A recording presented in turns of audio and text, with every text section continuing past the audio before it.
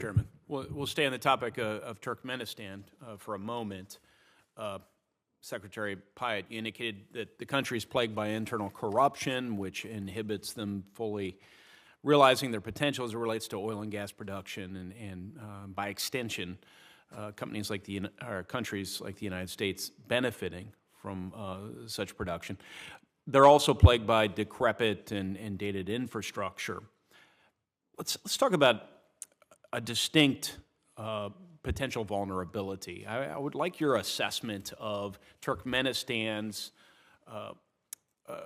vulnerability to economic coercion from China on account of their reliance, what I would characterize based on all that I know about this topic, is perhaps an over-reliance on China's market for their oil and gas products. So, Senator, I would characterize Turkmenistan as vulnerable to malign influence from both Russia and China. Turkmenistan was one of the poorest regions of the Soviet Union and saw tremendous environmental degradation because of the way that the Soviet Union approached the exploitation of Turkmenistan's oil and gas resources. I think in the case of China as well, Turkmenistan, by definition, has tied itself very closely to China through the dependence on gas, which is the major source of the Turkmen budget, 75% of which is going to China. That, again, is why it would be quite healthy to have American companies that are interested involved there. And I would just point right next door to Kazakhstan and the very constructive role that ExxonMobil and Chevron have played in helping to modernize the Kazakh energy system. And I would also emphasize that for those two American companies, Kazakhstan is a very important part of their global production chain, and they are companies that have been there for more than 2 decades now and are committed to further grow that investment, bringing with them the package of values and business practices that we adhere to as Americans. So in addition to some of the lines of effort that Senator Murphy teased out of his conversation with you, I would suggest that any instruments that we can provide our administration with to assist countries in dealing with these coercive or malign economic activities on the part of China or Russia in the future would be a positive thing. And Senator Coons and I have offered some legislation.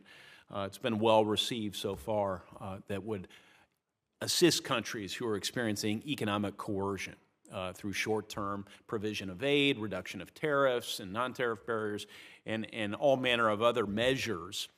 Other governments are in the process of passing their own legislation to assist such countries that have been coerced, Japan, for example, and the ultimate vision is to weave these different lines of effort together. I think that'll be a subject of conversation at the G7 in Hiroshima in May. I want to ask you about a couple of other topics. Well, Central Asia, Mr. Pyatt, has in addition to being a main source of oil and gas for the global economy since the collapse of the Soviet Union, we've seen an increased demand for critical minerals. And the region could have significant potential to be a geopolitical hotspot for mineral production. We know that China is actively increasing its economic clout across the region, including in the mining sector through their Belt and Road Initiative.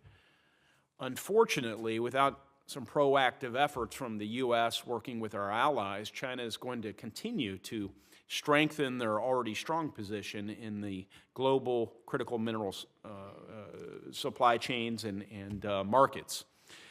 Secretary Pyatt, in your opinion, what role can Central Asia play in the global supply of critical minerals? And do you believe the region is strategically important with respect to great power competition over critical minerals?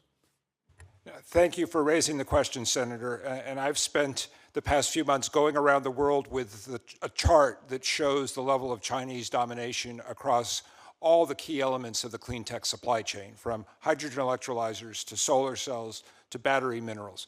We need to focus on this issue systematically. The Biden administration is doing so domestically through the IRA, but we're also working on these issues internationally. Central America is a potentially significant partner. Right now, you've got Tajikistan and Kyrgyzstan, where China dominates those countries' mining sectors.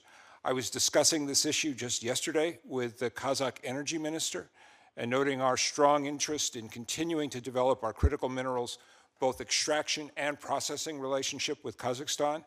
Very pleased to report that there's a new agreement between USGS and the Kazakh government to establish a Kazakh geographic survey and to perform the baseline that's necessary to answer your question, because most of the mineral maps of Central Asia date back to the Soviet Union. So it's a matter of developing new baselines of what the possibility is. And then lastly, I would just like to circle back quickly on the issue I mentioned in my statement of uranium, which is so important to our collective commitment as the G7 to decoupling from Russian energy supplies, and the fact that the United States, like many other countries, still has a level of dependency on Russia for our nuclear fuel supplies, and Kazakhstan is a willing and eager partner with the United States in that effort to diversify. That strikes me as very encouraging, whether it's uranium or other critical minerals, that the Kazakh government has agreed to partner with our USGS on conducting that survey. Have we seen other governments in the region also cooperate with USGS and strike similar agreements? Senator, I don't know the answer to that question. I suspect the answer is no, but I'll defer to my colleague in SCA whether, Don, you've got anything on any other prospects. From the United States side, what I would flag, Senator, is an initiative called the Mineral Security Partnership, a State Department program, basically to create an alternative to China. We have an agreement among MSP partners to set high ESGs and to make clear to countries with resource endowments that China is not the only option, because that has been an overwhelming tendency, for instance, in Africa. So we have made clear that as the MSP develops, and we're focused now on the initial project development in the MSP framework with our other partners, 13 countries, that we are willing to expand this exercise out to Central Asia as we find interest from the governments. Thank you. Senator Kane. Thank you to my colleagues and thank you to the witnesses